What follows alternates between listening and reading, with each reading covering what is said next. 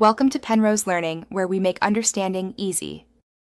You start by confirming the exact carousel feature: built-in wallpaper carousel, third-party app, or OEM lock screen carousel.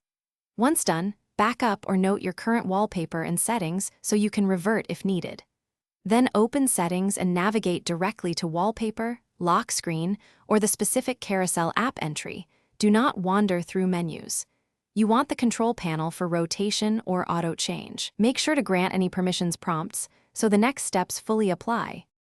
You now focus on stopping the service that rotates images. First, toggle off auto change, wallpaper rotation, or sync within the wallpaper settings. That halts automatic swaps. Next, go to Apps, find the Carousel app, and stop it. If unnecessary, uninstall or force stop and clear defaults. Once done, revoke photo, storage, or background activity permissions so the app cannot restart the behavior. Make sure to reboot or restart the launcher to ensure changes take effect across the UI. You finish by choosing and applying a static wallpaper, and where available, lock that image so it cannot be rotated.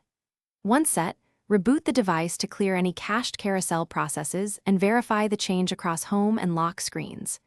If the carousel returns, inspect OEM lock screen policies or enterprise profiles that reapply settings. Make sure to disable those. Troubleshooting tip: if everything else fails, back up data and perform a factory reset as a last resort. This removes. Thanks for watching. If this was helpful, leave a like and consider subscribing. See you next time.